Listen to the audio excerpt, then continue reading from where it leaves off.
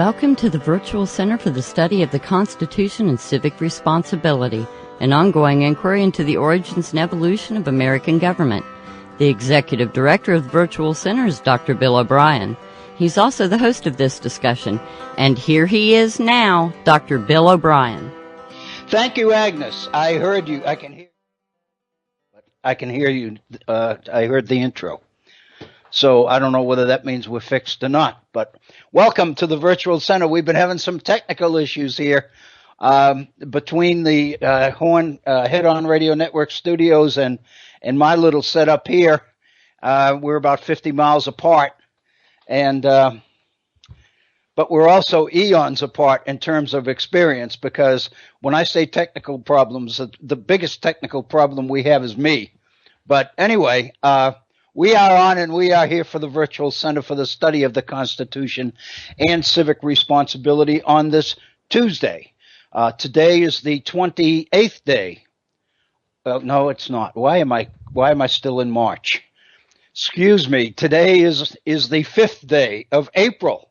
I did the same thing yesterday. I don't understand.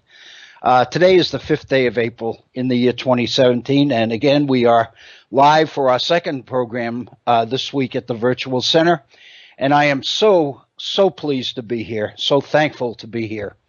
I thank you for your continued support of this program and of the Head On Radio Network as well. We have our abbreviated program today. We will only be here for 90 minutes, as we usually are on Tuesdays, and what that usually means is that we do not bother to take a break. We try to go right through for the full 90 minutes, and barring some unforeseen circumstances, I'll plan to do that. I'm going to give you the phone number on the chance that I might be able to hear you, because I was able to hear Agnes during the intro, and I heard that music. It sounded really good. So we do have a phone number. We would love to hear from you and get you on the air. If you'll recall, last Wednesday in our second hour, our friend from Taiwan, Horst, called, and that's the first time since the election that we've talked live to Horst, and it was just it just makes for such a great program when there is interaction going on. So if you have comments or thoughts on some of the issues we're dealing with, by all means, we would love to hear from you. We would like to share them and react to them, and basically gain the benefit of your knowledge and wisdom and intellect, and add it to the success of this program. Our phone number is area code 304-663-4676. 304-663-4676. If you'd like to communicate directly with me in an email, I would enjoy hearing from you. I'd love to hear from you. I'd be honored to hear. My email address is waobrien906@gmail.com. That's waobrien, OBRIEN, 906@gmail.com. And I call your attention to our Facebook page. If you are a regular user of Facebook, you know how to get to Facebook, facebook.com, and on the home page there's a search box near the top, and if you type in the Virtual Center for the Study of the Constitution, you will be into our Facebook page, and there are a number of postings there, as I mentioned yesterday, and I haven't put anything on there in the last 24 hours. So, I'm really due to put a couple of items on Facebook, and I'll try to get to that before we get back together again. But again, there are some postings there, some opinion pieces that I think are worthy. And if you remember, we spent quite a bit of time last week on the debate over health care, and as I recall, there are 2 or 3 postings on our Facebook page related to the healthcare issue that I put on at the time we were doing the programs last week, and I do call your attention to them because I think they are well worth reading. In fact, one of them, the article on fake freedom, the comparison between the healthcare program in Finland and the one in the United States. You'll recall we spent some time on that particular piece here on the Virtual Center. The Facebook link to that article is on the Facebook page.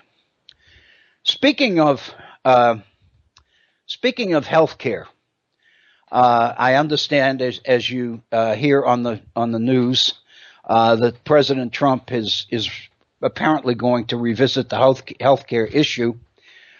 He immediately said, as you recall, when he pulled the bill, the Republican alternative to the Affordable Care Act last Friday afternoon because it didn't have the sufficient number of votes. The president made it very clear that he was done with health care for the time being and he was moving on to tax reform. Well, there has been change since then because now the president is from what we hear, revisiting the program. He met with moderate Republicans leaders yesterday and trying to find a way to bring together the moderates and the conservatives within the Republican Party. There was some talk from the president about outreach to Democrats. But his comment yesterday, which I think is pretty telling, is that the relationship between the administration and the Democrats is pretty sour right now. So the implication was that he was going to rely for success in health care on bringing Republicans together. So I guess that's probably going to be the focus. I ran across an item on health care last evening, and it's a couple of weeks old, but I hadn't seen it before, and it's quite significant to the point that even though I thought we had passed beyond health care for the time being, until it comes up again, I didn't think we'd be dealing with health care this soon. But this particular item is one that I never mentioned before here at the Virtual Center in all the conversations we've had about health care. I think it's important.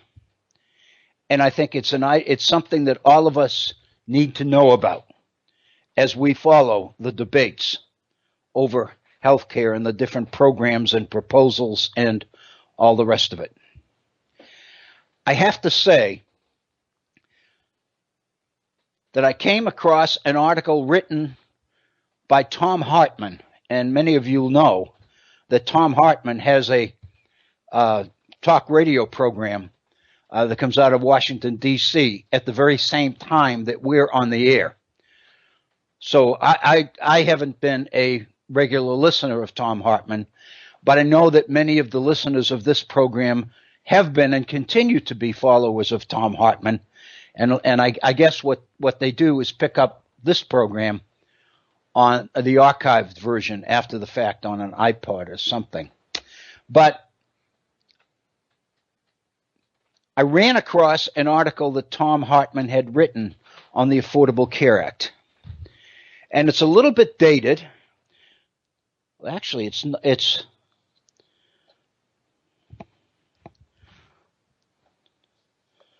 let me make sure of the I did. Oh, it's on March 14th. So again, we're talking about, this is about 2 weeks old.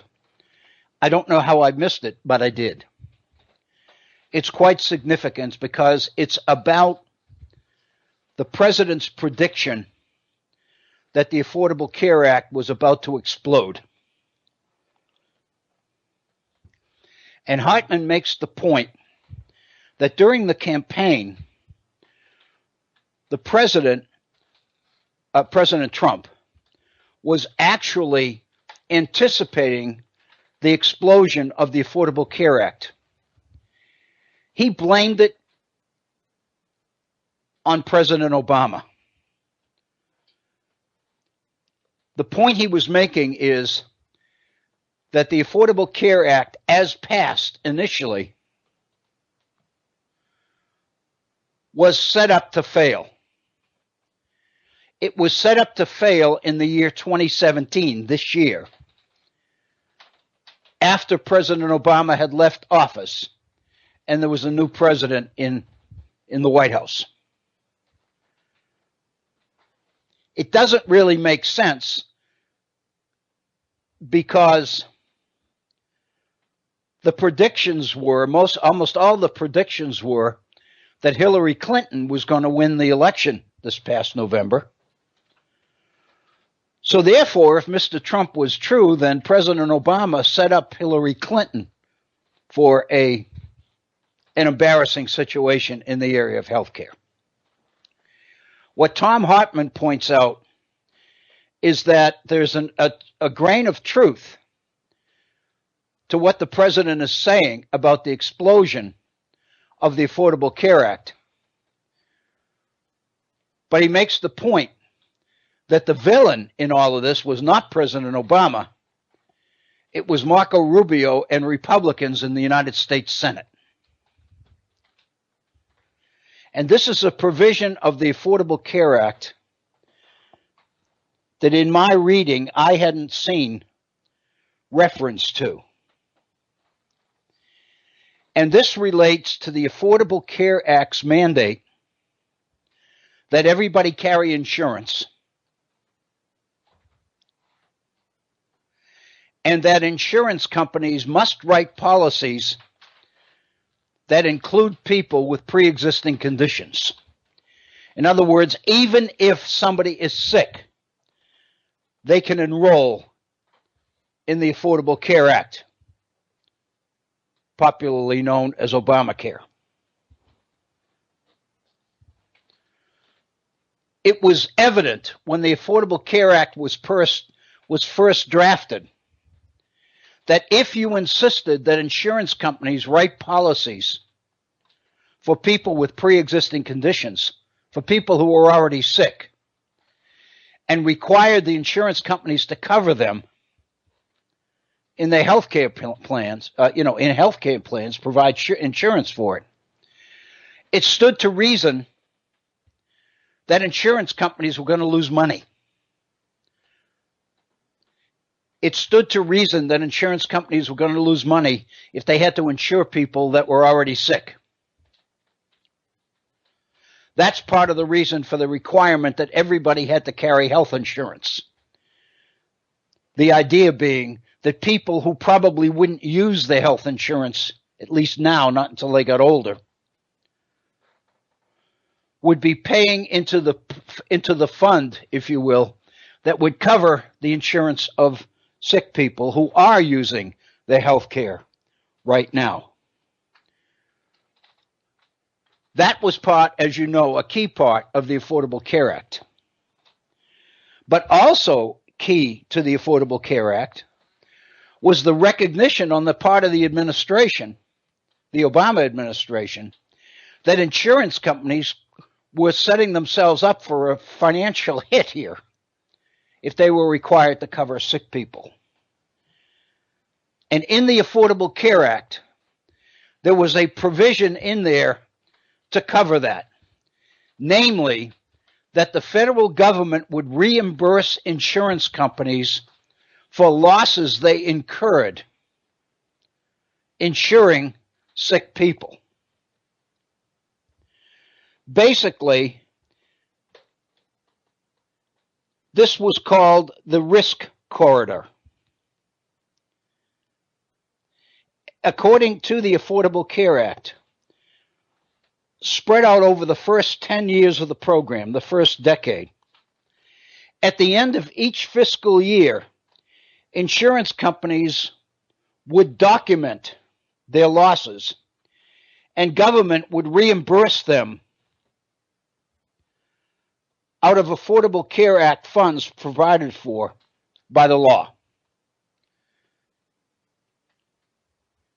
And theoretically, because you had healthy people paying in, there would be revenue available to reimburse insurance companies for their losses.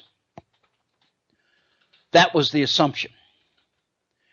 But there was also the recognition that that might not work, that there might not be enough money available to reimburse. And it might be necessary to go to Congress and get supplemental money to float the reimbursement to insurance companies, at least for a time. This was called the risk corridor. And the Affordable Care Act made specific reference to these risk corridors with a guarantee of making the insurance companies whole for their anticipated losses. The assumption would be that if you insured people with pre-existing conditions, people that were already sick, then once they were enrolled in health care, once they began to have health care coverage, they would begin to mend. In other words, they would gradually become less sick, many of them. And so consequently, the plan was that eventually, after getting health care, many people who had never had insurance before would see their health improve to the point that the losses being incurred by insurance companies would gradually decrease, would gradually go down. The thinking was the 10-year period, with 10-year window was it. The plans were that after the 10-year period was up, and theoretically the insurance companies would be seeing a profit, even though sick people were being covered, insured. In other words, this program would be successful. It would end up making people healthier. And therefore, the costs of the program might be very high at the beginning, but they would gradually go down as people's health improved. That was the plan. It was written into the Affordable Care Act. I didn't know about it. And then, as Thom Hartmann says, something happened. On December 9th, 2015, not this past December, but a year ago, December, the New York Times ran an article on the Affordable Care Act. And this is what it said.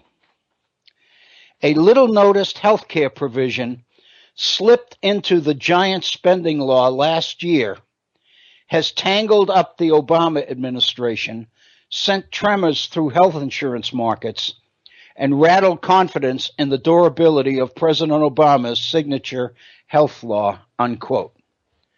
Something happened to gum up the works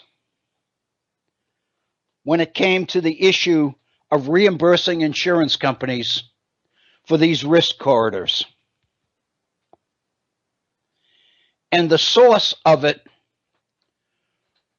was Marco Rubio and other Republican senators in the United States Senate. In effect, they gutted the risk corridor. At the end of 2015, insurance companies were supposed to be reimbursed by the government for the losses they incurred covering sick people. The total reimbursement was to be $2.9 billion.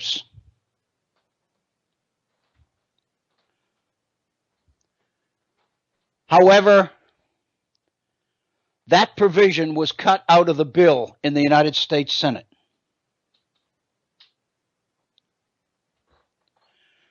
The Senate instead only reimbursed the insurance companies $400 million.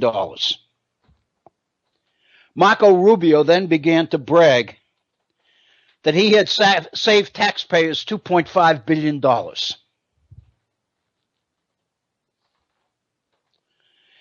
He saved the taxpayers $2.5 million, all right.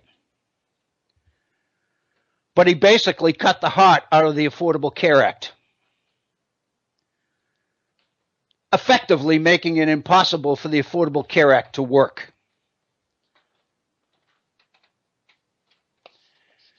insurance companies were stuck because the reimbursement that they anticipated getting at the end of the fiscal year, they didn't get. And when the 2016 budget was put together, the Senate included the same provisions which forbade government from using taxpayer money to reimburse insurance companies. So in a sense, the Senate had neutered or emasculated a major provision in the Affordable Care Act to the point that insurance companies had only two options.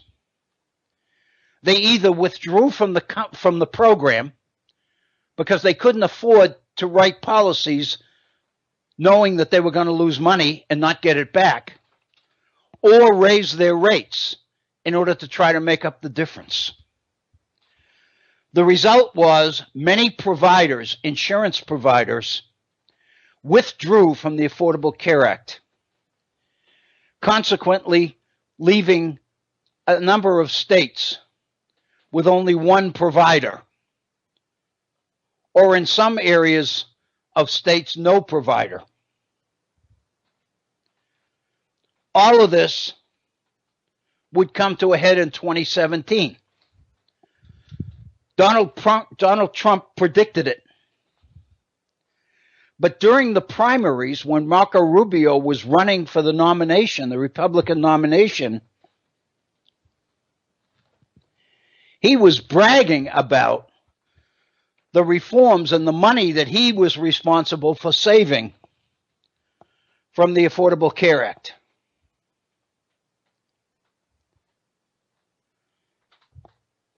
In a CNN debate in Houston during the primaries,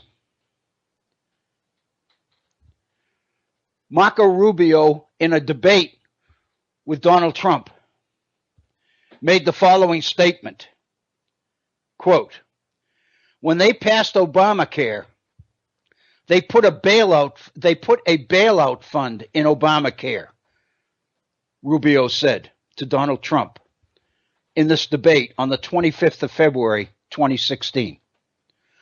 "All these lobbyists you keep talking about," he's talking to Trump, "they put a bailout fund in the law that would allow public money to be used, taxpayer money, to bail out companies when they lost money. We led the effort and wiped out the bailout fund," unquote, Marco Rubio said. "We led the effort. We wiped out the bailout fund." The fact of the matter is, it was not a bailout fund. It was planned reimbursement that was necessary for insurance companies in order to get them to participate in a program that would cover people with pre-existing conditions. And the Republicans in the United States Senate killed it, which guaranteed then that Obamacare would explode, that it would die of its own volition, because insurance companies would pull out, rates would go up, and all the situations that President Trump is now saying are wrong with Obamacare were anticipated. It was obvious to people that knew what was going on that Obamacare was going to, as President Trump says, explode in 2017. Given the fact that the reimbursement provisions written into the legislation were taken out.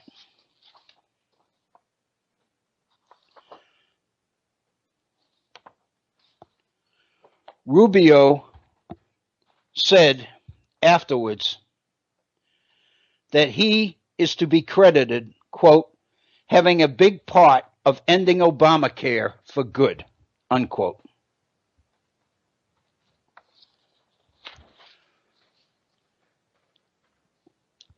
I read a lot.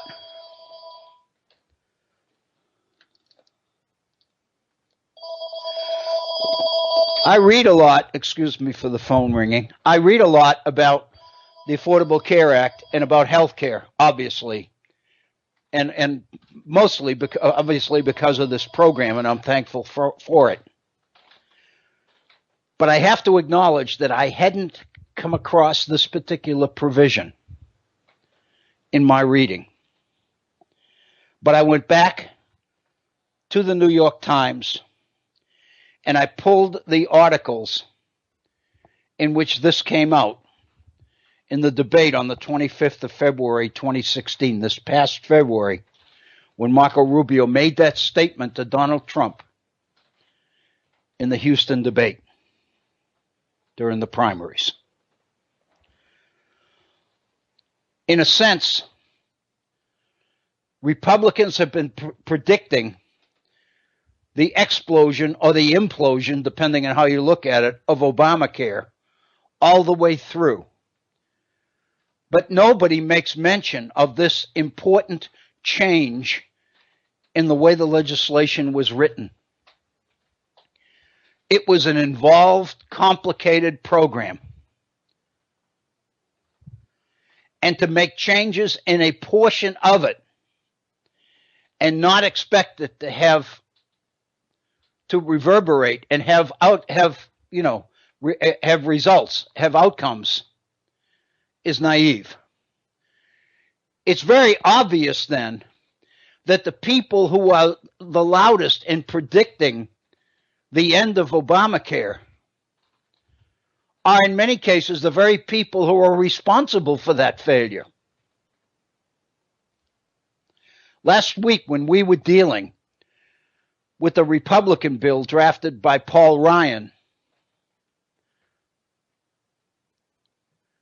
and representatives of the insurance industry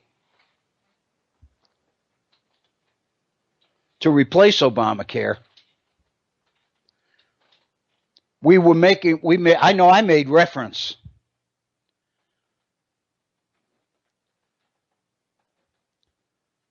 to the logical conclusion that President Trump's continued prediction that Obamacare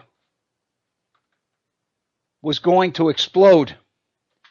And if you recall, he made the point that the best things Republicans could do would just stand back and let it happen because the Democrats own it. And then President Trump made the comment that Republicans were trying to come up with a plan that would work and replace Obamacare because the people needed it. But politically, the best things Republicans could do is just let Obamacare explode.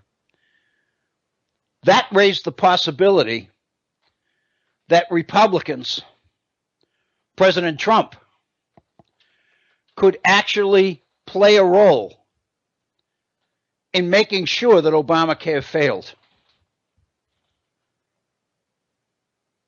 Only now does it become clear that the reason they could predict the failure of Obamacare is because Republicans made sure it would fail and bragged about it. But so complicated was the law, so complicated is the issue, that when Rubio was saying what he said in the debate with Donald Trump, the media never picked up on what the significance of that was. Reimbursements to insurance companies, saving the taxpayers $2.5 billion.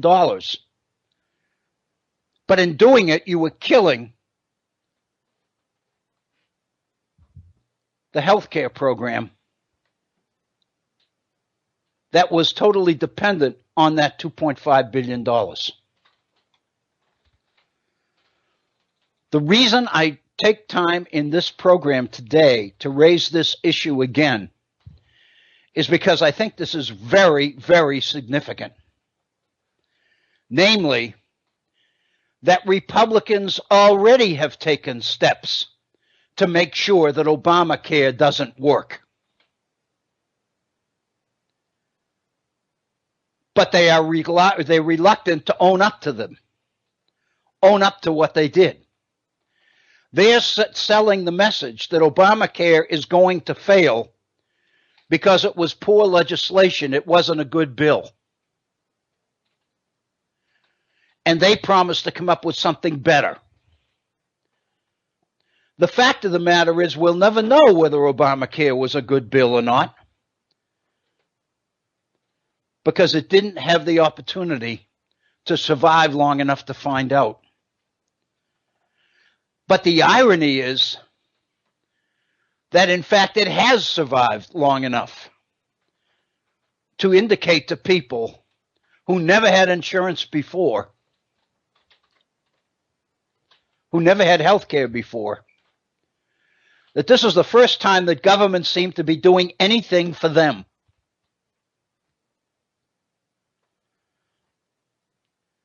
I think this is a major political issue.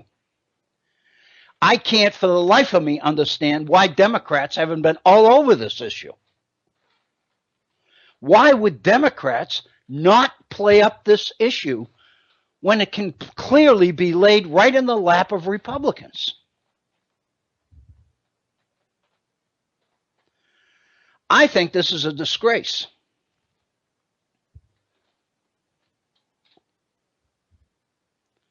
And I think the American people need to know about it. I'm going to do the best I can to make sure that they do.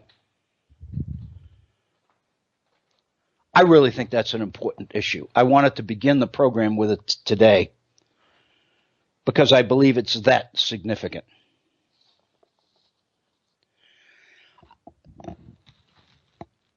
It's now right at the top of the hour, so we have one full hour to go on today's program. I'd like to take a moment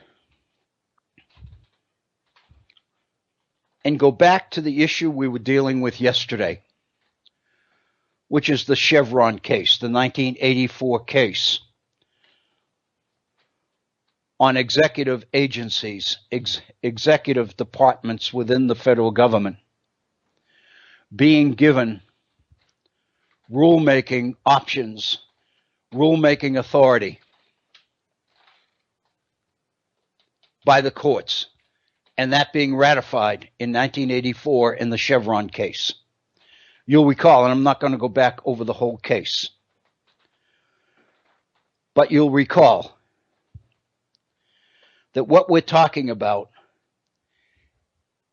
is a major issue in the nomination of Neil Gorsuch for the United States Supreme Court.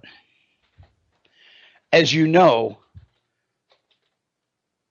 Gorsuch's nomination was approved by a Republican majority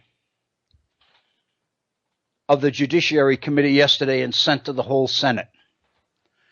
So now the whole Senate will be voting on the confirmation of Neil Gorsuch.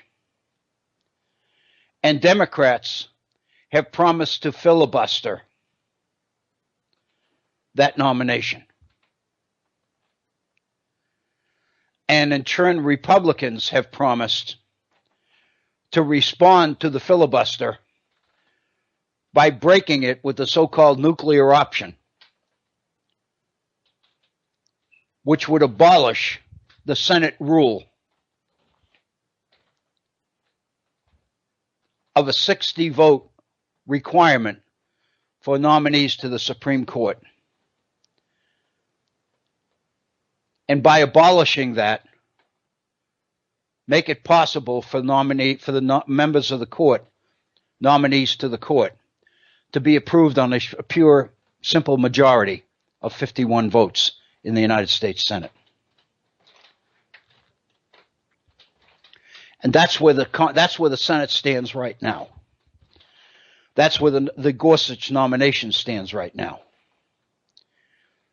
What we covered in yesterday's program was a position taken in previous cases by Neil Gorsuch in cases in which he has judged. And he has raised serious questions about the Chevron decision.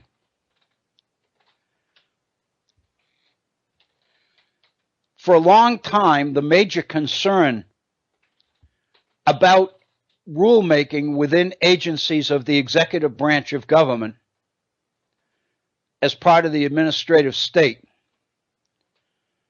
for the longest time, the major concern was that it was a violation of separation of powers and therefore unconstitutional.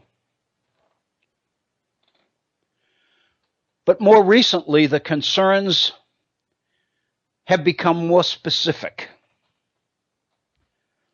And Gorsuch is one of the people that has raised it. Namely, he has raised the issue of what we might call judicial bias. Because the Supreme Court in the Chevron case in 1984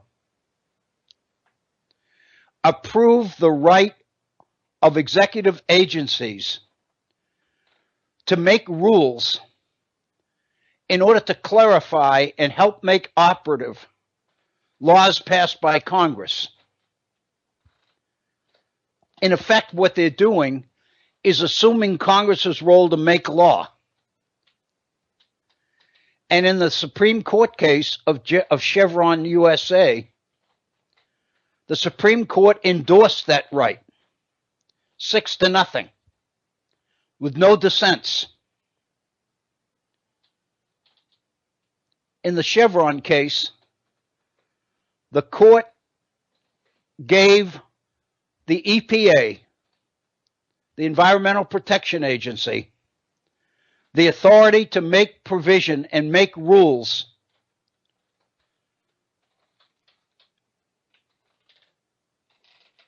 in order for companies and polluters to meet the air quality demands of the Clean Air Act. At that time, in 1984, the EPA was chaired by Ann Gorsuch, who was Neil Gorsuch's mother. And now her son is raising serious legal questions about the constitutionality of that particular decision. Mainly because, and this is the political context of this, because there is a concern among conservative scholars and thinkers that the administrative state threatens the liberty of Americans. And therefore, we need to find some way to reverse the growth and the power of the administrative state.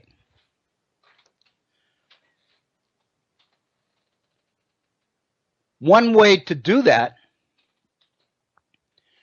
is to suggest the fact that the Chevron decision might be unconstitutional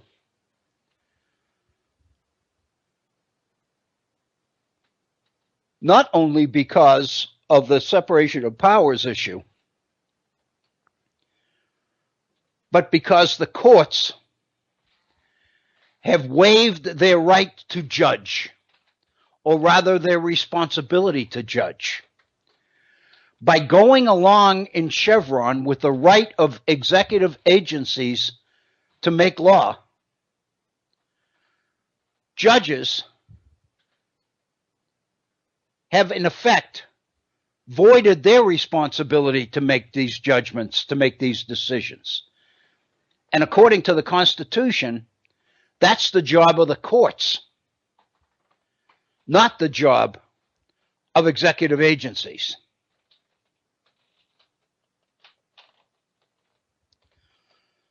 There's one further point to this particular argument.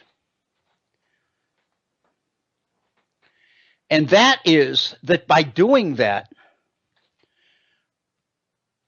by abandoning its responsibility to judge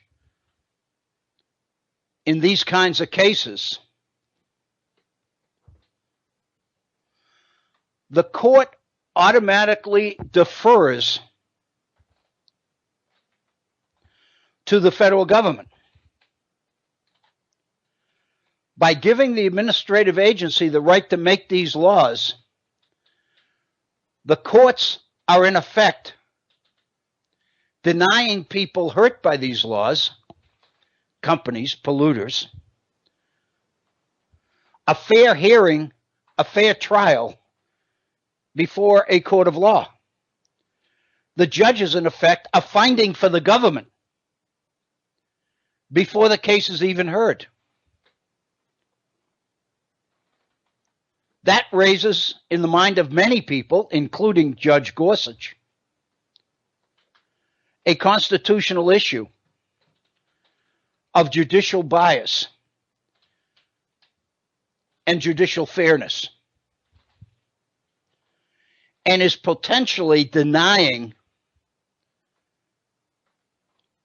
civil liberties to citizens, to litigants, to companies. What that means is whenever there's a legal case, a law case, in which one party is the government,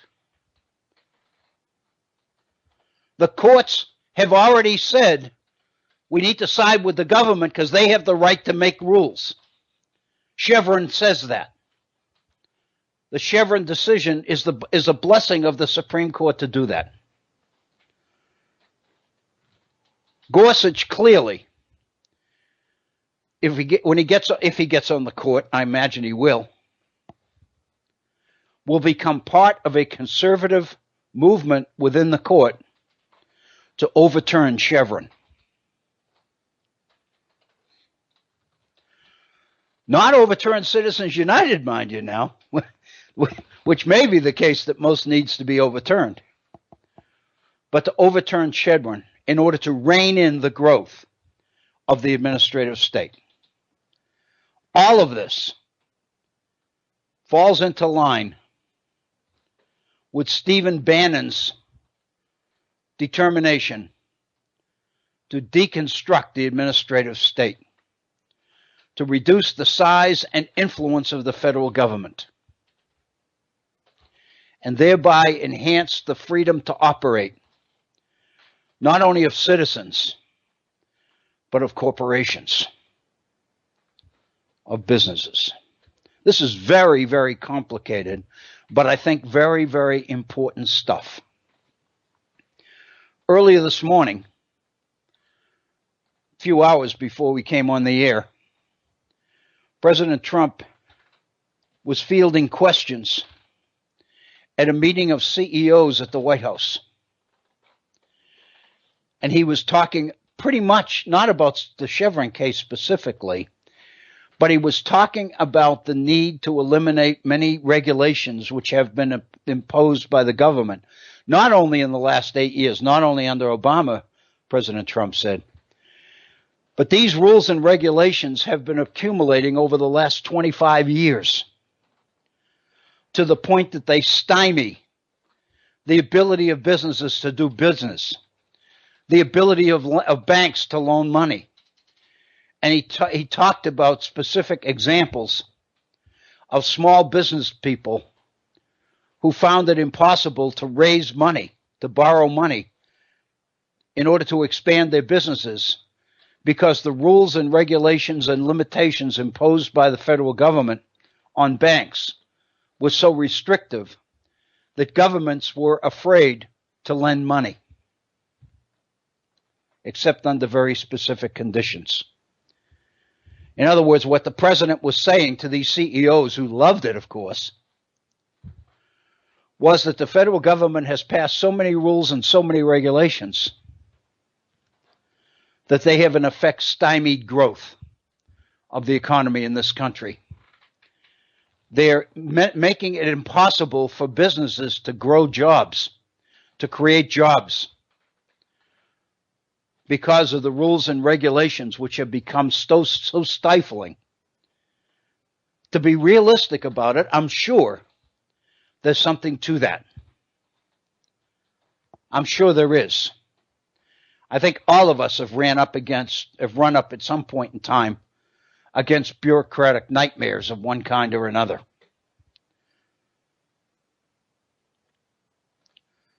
I'll never forget, this was in the 70s, the old All in the Family Archie Bunker series, when one of the half-hour episodes was devoted to the fact that Archie got a notice from the Social Security Administration basically saying that he was dead.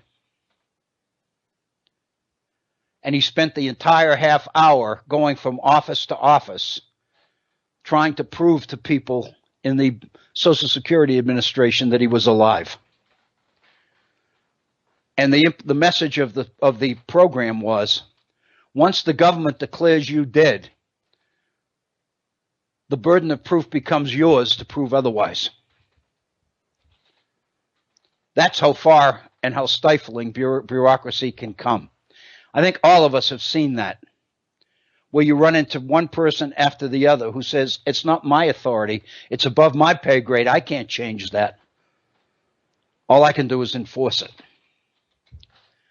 I think we see this TV ad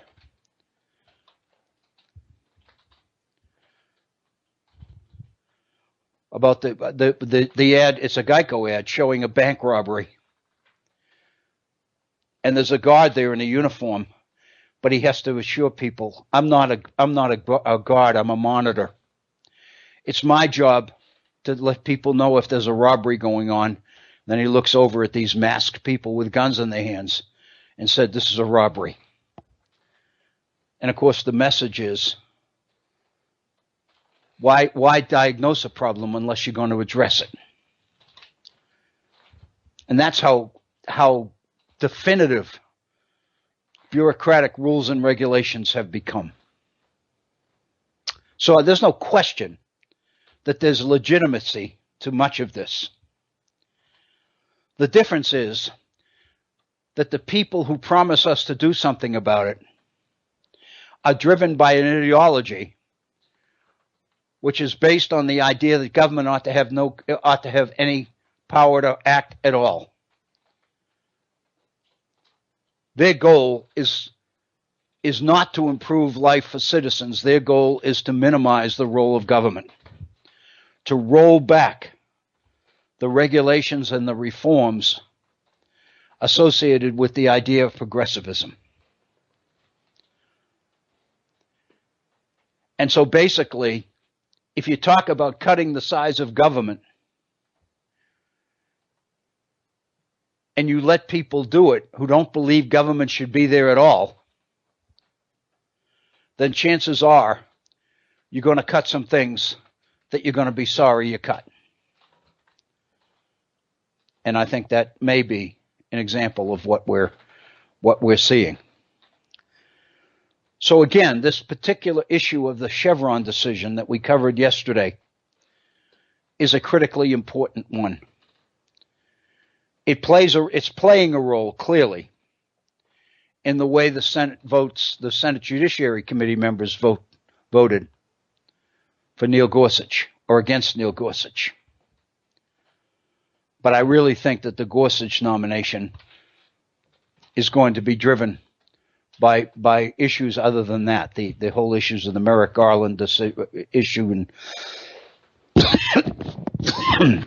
the determination of Mitch McConnell not to fill the vacancy on the Supreme Court under President Obama, and all of that. I think all of that is probably having more of a role to play in this particular confirmation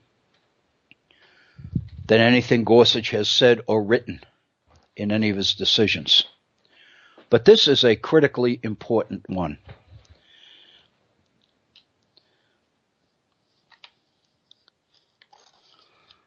Let me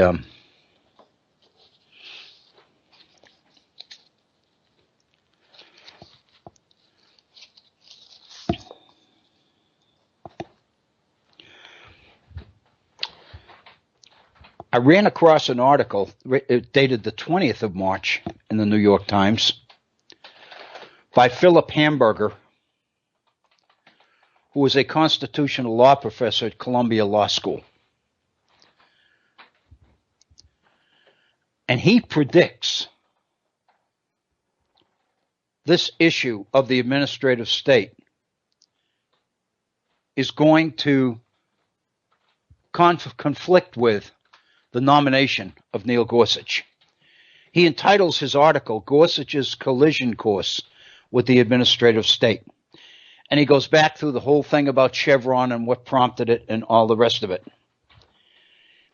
And in the course of this, he cites a passage from the John Marshall decision, Marbury versus Madison, from 1803.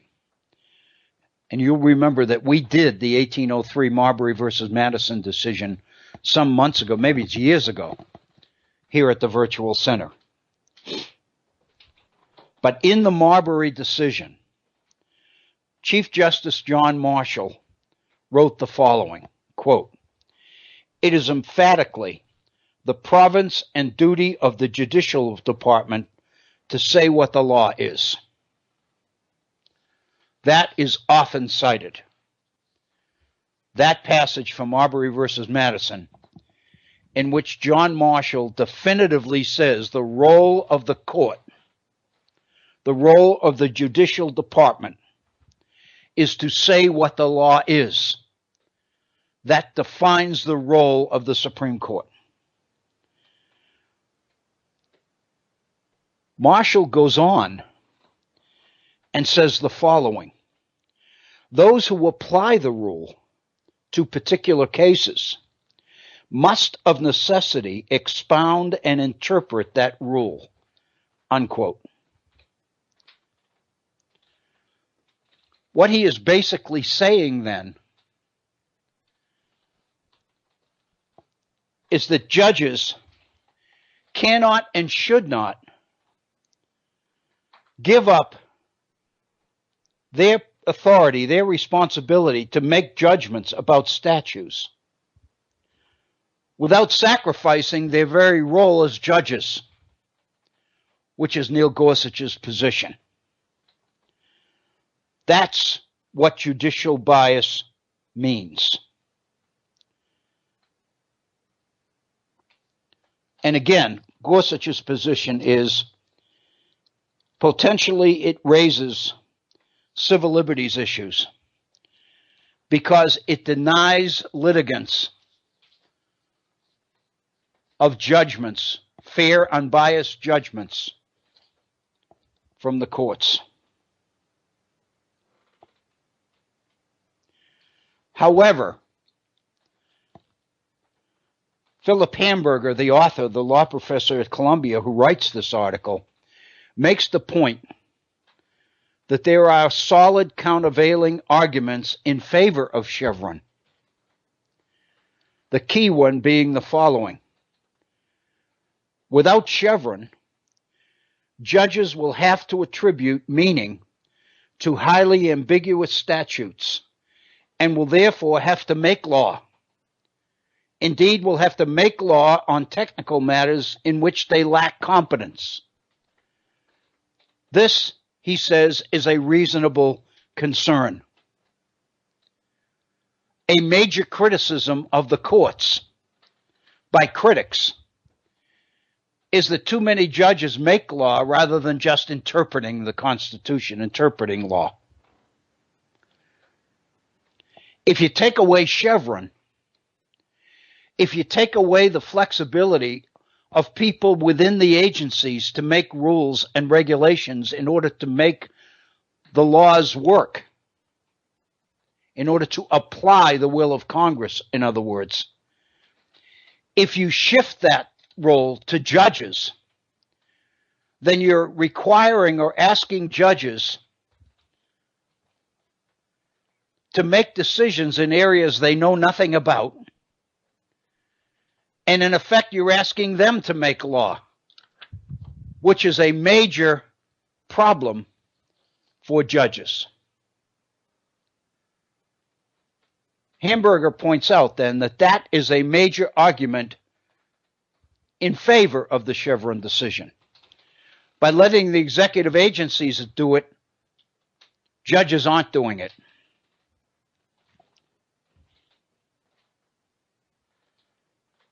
Obviously, the lawmakers are the members of Congress, but Congress doesn't have the expertise either. So under common sense, giving the right to make rules within the agencies that oversee and enforce these laws and regulate them seems to make the most sense. So this is a real issue about the administrative state. And I think it's one that all of us will need to follow, especially assuming that Neil Gorsuch is indeed successful in gaining his seat to the Supreme Court.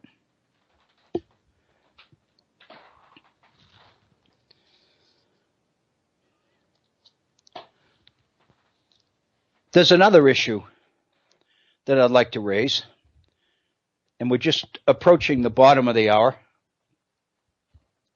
So we have about 30 minutes left in our program today. So in effect, what that means is each issue we've dealt with has taken a third of the program. It almost sounds like it was prepared, doesn't it? I'm not that good at estimating time. So if it works out that way, it's just an accident. But the reality is that the issue I'd like to address is one that we won't finish in a half hour. This is one that we'll be dealing with tomorrow. This is a huge issue. But I think it involves the Constitution directly. It involves the rights of citizens directly. It involves the privacy rights of citizens in particular. This gets into the area of data, megadata, the world of information and technology that all of us find ourselves living in. Data is everywhere. Information is everywhere.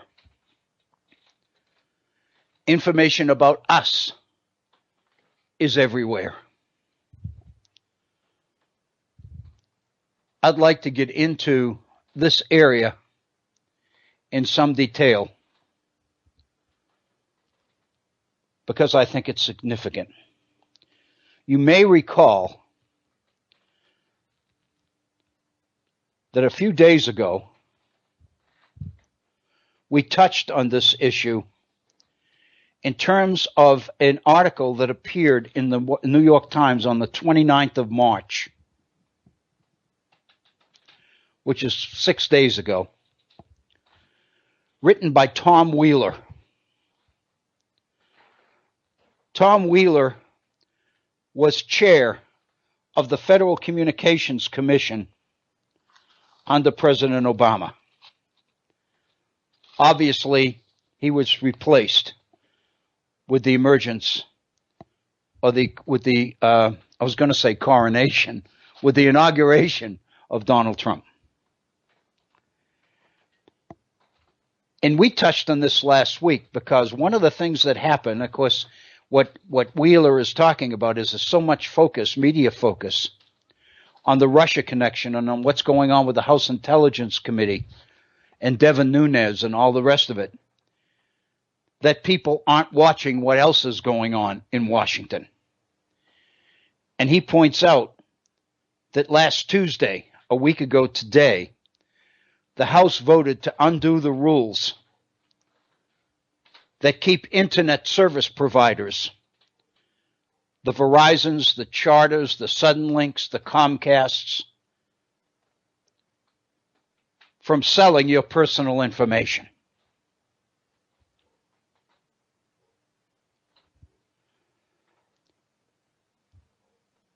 Under the Obama administration, there was legislation which made sure that your information about you, what you read, what you eat, what you wear, what you drive, where you pray, all of those informations, private information, belongs to you.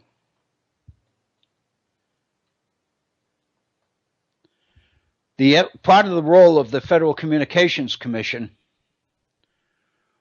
was to regulate the providers, the Verizons and the Suddenlinks and the Comcasts and the other, and made it illegal for them to sell your information. But in the action that the House took last week, Tuesday, that protection was overturned. And internet providers, those who own and manage the networks on which your information appears, own it rather than you do. It gives them the right to sell your information to people who want to purchase it. And of course, the information includes your browsing history on the internet, your shopping habits, your location, other pieces of information that are easily deduced from your online activity. Not only did the new Republican majority in Congress overturn this protection, but also prevented the FCC from ever again establishing similar consumer privacy protections. Not only was the FCC taking itself out of this business by giving providers the right to sell your information, but it also prevented the FCCs in the future from ever again formulating that kind of protection. What concerned Wheeler was that part of what you do on the internet involves personal information like your social security numbers, your credit card numbers, your credit card information, your physical address. We are increasingly being encouraged to do our business, our personal business, online. If you eliminate the protections of individual privacy, you make citizens extremely vulnerable.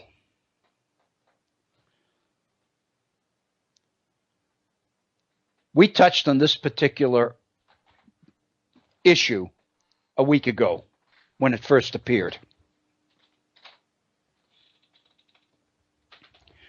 But since that time, more and more information is beginning to surface on last fall's elections, on the elections, on the polling, on the data that went into the polls. One of the issues that has appeared is that the success of the Donald Trump campaign was very attributable, at least in part, to a contract that the Trump campaign made last June of 2016, with a data company called Cambridge Analytica. Cambridge Analytica. If you've heard that name before, it's likely because a major stockholder in that company is Steve Bannon.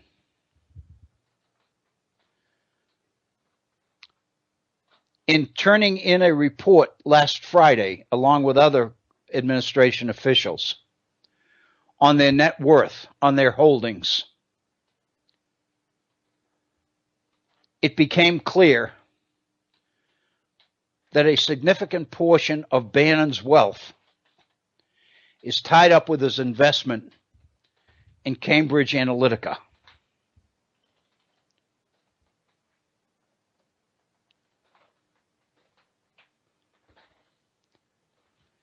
It turns out to be very important and very significant that we learn about Cambridge Analytica. Not only about their influence in campaigns and election campaigns, but more specifically, how they do it. What kind of data do they collect, and how do they collect it? And what we're going to see is that particular action last week of giving internet providers the right to sell your information to those people who pay for it is feeding right into a process which is extremely invasive and raises serious questions about privacy and independence. At a presentation in New York, and let me be specific here on the wheres and whens.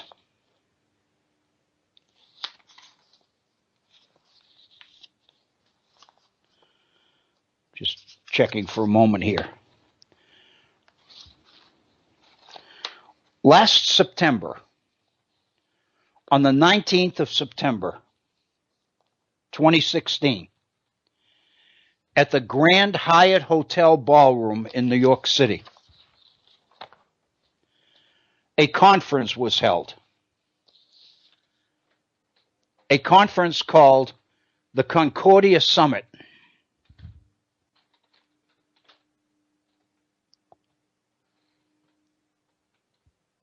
It's kind of a World Economic Forum in miniature. Leaders and decision makers from all over the world attended this conference.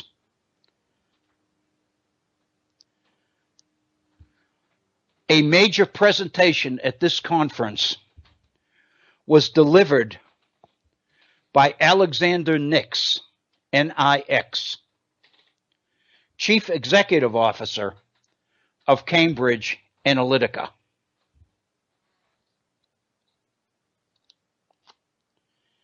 Obviously, he is selling the company's consulting expertise to these leaders.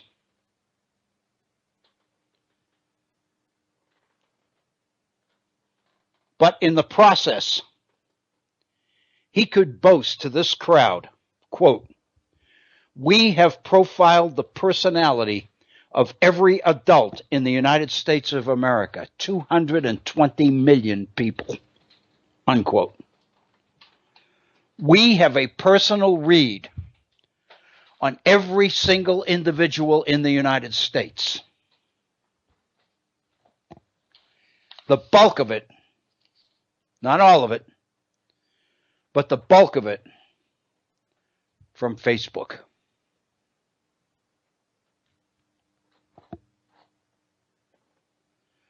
Let me read a couple of lines from Alexander Nix's presentation to the Concordia Summit. "It is my pleasure to speak to you today about the power of big data and psychographics in the electoral process," unquote. Only 18 months ago, Senator Cruz, Ted Cruz, was one of the less popular candidates. Less than 40% of the population had ever heard of Ted Cruz.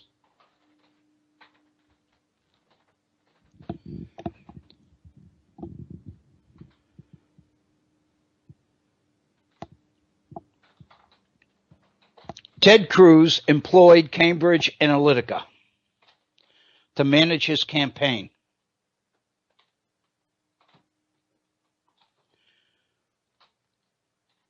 Their first place of operation was the Iowa caucuses.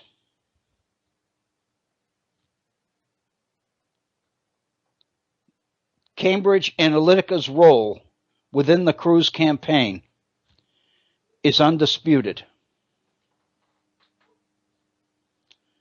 Cruz won the Iowa caucus.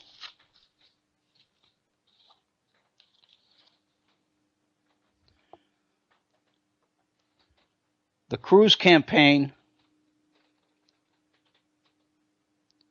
resulted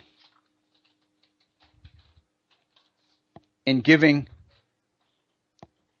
tremendous advertising ability to Cambridge Analytica, to the point that in June, the Trump campaign signed on. And in this presentation at the New York Grand Hyatt, Alexander Nix didn't mention Trump, but he did mention that that Cambridge, the company, was working with one of the candidates in the race for president. Turned out to be Donald Trump, and it turned out that Donald Trump's campaign spent close to $6 million in the campaign. How does this work?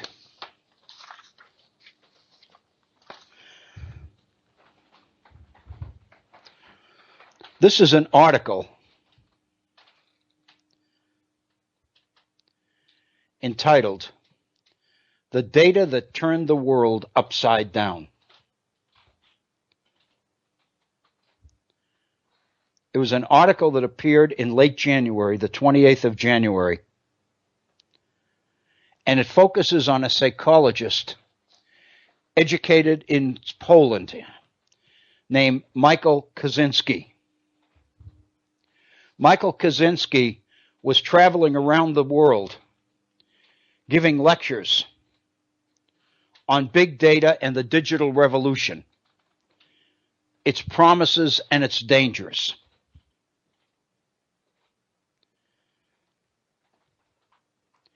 Basically, what he was doing was addressing an issue of psychometrics, a data-driven branch within psychology.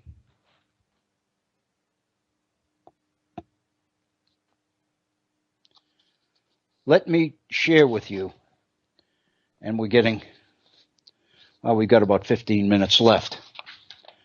Let me share with you how this works. Psychometrics, all of this is taken, by the way, from an article. The article entitled, "The Data That Turned the World Upside Down."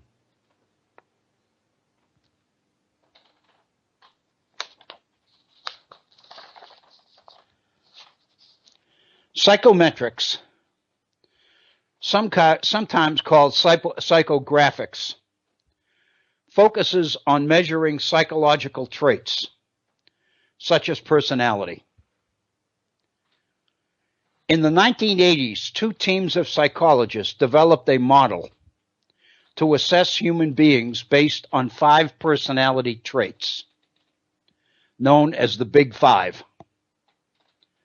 Openness, how open you are to new experiences. Conscientiousness, how much of a perfectionist you are. Extroversion, how sociable you are.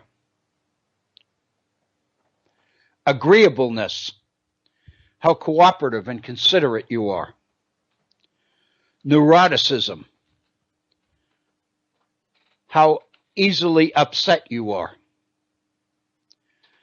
Based on these dimensions, the Big Five, known as OCEAN, O-C-E-A-N, openness, conscientiousness, extroversion, agreeableness, and neuroticism, the word OCEAN, gave a relatively accurate assessment of the kind of person you are. Kaczynski picked up on this in his graduate studies, his PhD studies at the University of Warsaw in Poland.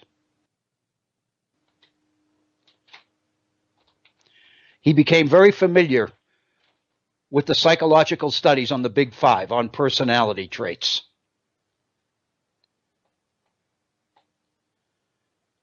The only problem was the data. For a long time, the only problem with this approach was getting the data, because in order to get it, people had to fill out a very long and a very complicated questionnaire. Then came the internet and Facebook and Michael Kaczynski. Kaczynski, a student in Warsaw, was getting his PhD in psychometrics at Cambridge University in England. He and his roommate launched a Facebook app called My Personality, a My Personality app. It enabled users to fill out different psychometric questionnaires, including a handful of psychological questions like, I panic easily, I contradict others, I do this, I do that. Based on the evaluation, they could come up with a personality profile based on the Big Five values. Kaczynski, the article says, expected a few dozen college friends to fill in the questionnaire. But before long, he had hundreds, thousands, and then millions of people who revealed their innermost convictions on this Facebook page. These two doctoral candidates at Cambridge found that they owned the largest data set ever collected, driven by psychometric scores with Facebook profiles.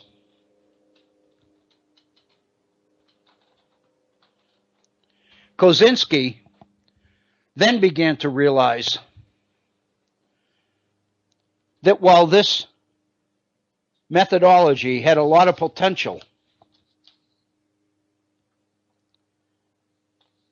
it also raised some serious questions.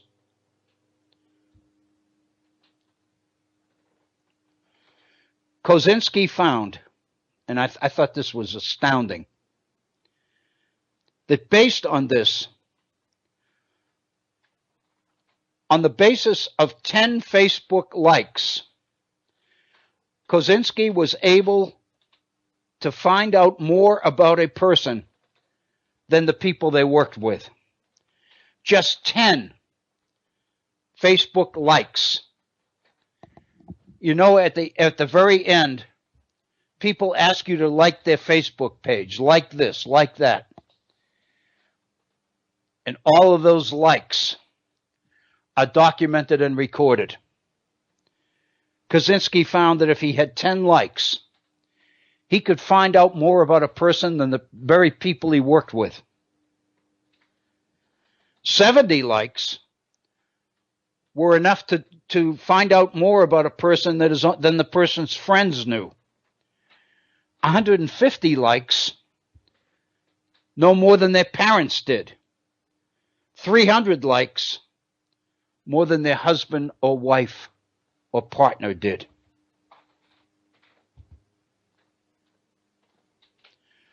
On the very day that Kaczynski published these findings, he got 2 phone calls: the offer of a job and the threat of a lawsuit, both of them from Facebook. But here's the key. The whole process can work in reverse. Not only can psychological profiles be created from data, but the data can be used the other way around in search of specific profiles. For example, all anxious fathers, all angry introverts, undecided Democrats.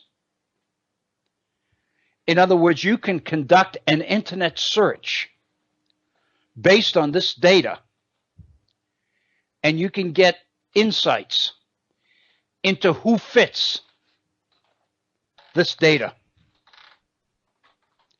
You can identify undecided Democrats. You can identify voters who don't vote regularly, or those who regularly vote. It is unbelievable.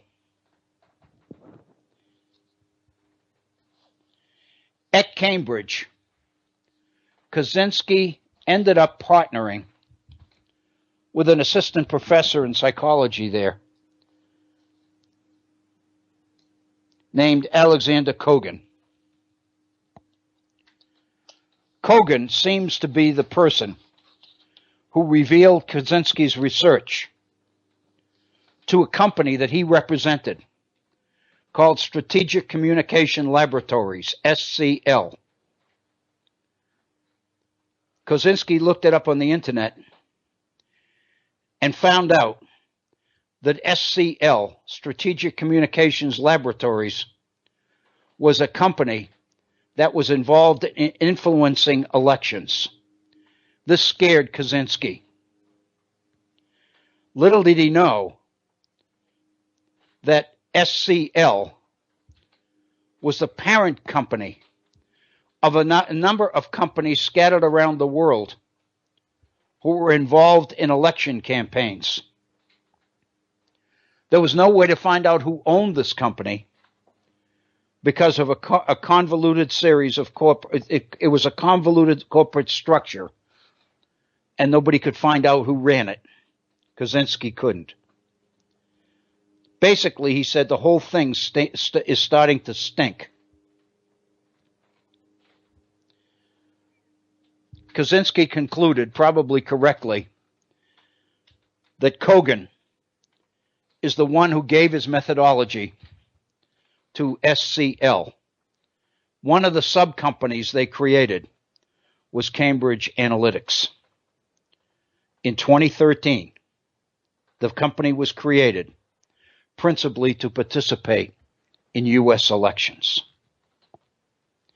In June of 2016, the Trump campaign employed Cambridge Analytica. And let me mention just one thing that I think is significant here before we go on. We've got about 6 minutes to go. It turns out that Cambridge Analytica and the data that they collected was the reason that the Trump campaign made the 11th hour decision to focus the campaign very in Michigan and Wisconsin, Ohio, and Pennsylvania. States that everybody had chalked up for Hillary Clinton. Cambridge Analytica had come across data, psychometric data, which indicated that there was real opportunity. There were numbers of disaffected Democrats there whose vote might be won. And based on that information, Trump went back there at the very end. And as we know, it's winning the states of Pennsylvania, Wisconsin, and Michigan that captured the presidency for Donald Trump. Let me say personally that I'm a little bit familiar with this because I had a campaign this past fall.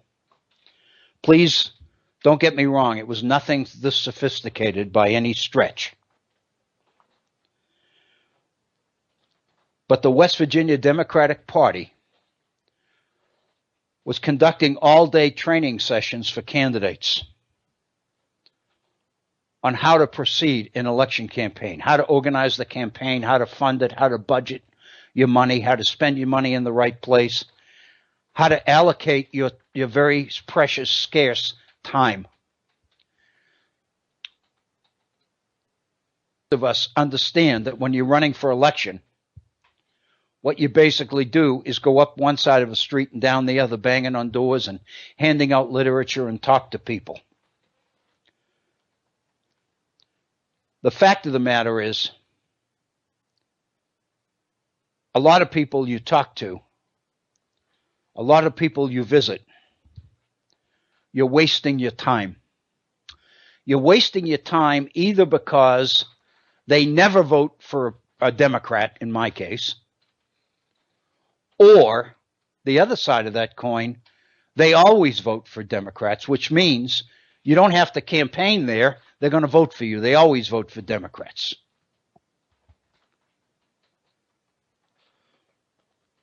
What has become available, even here in West Virginia, is election data based on precincts, which breaks down every vote cast in the last 3 or 4 elections by name and address and telephone number. I ended up with lists of every registered voter in every precinct in the district that I was running in. And that data was broken down into always votes Democrat, don't waste your time. Never votes Republican, don't waste your time. Never votes, even register, waste your time. What we were told to look for were people that voted most of the time and tended mostly to vote for Democrats when they voted. But not always. These were the fence sitters. These were the ones that made the decisions at the last minute. These are the ones that were worth your time, that were worth a knock on their door or a phone call or mailing literature to their house. Mass mailings. You could get pretty good deals on mass mailings literature to every house in your district, in your precinct. But again, many of the people who receive it are going to trash it.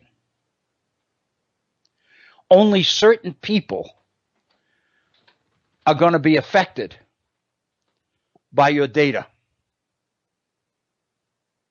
Those are the people you want to reach. These particular computer companies were able to get their hands on that data, make it available to candidates for a healthy price. When I went to the first session, it was on a Saturday all day, I was appalled. I realized that I'm old-fashioned and I'm an idealist. But I really believed that putting this kind of data in my hands violated the privacy of people whose vote I was trying to secure. I didn't believe I had the right to have this data because the people about whom the data was generated didn't even know I had it. They didn't give it to me. They didn't even know I had it. I was just going to show up.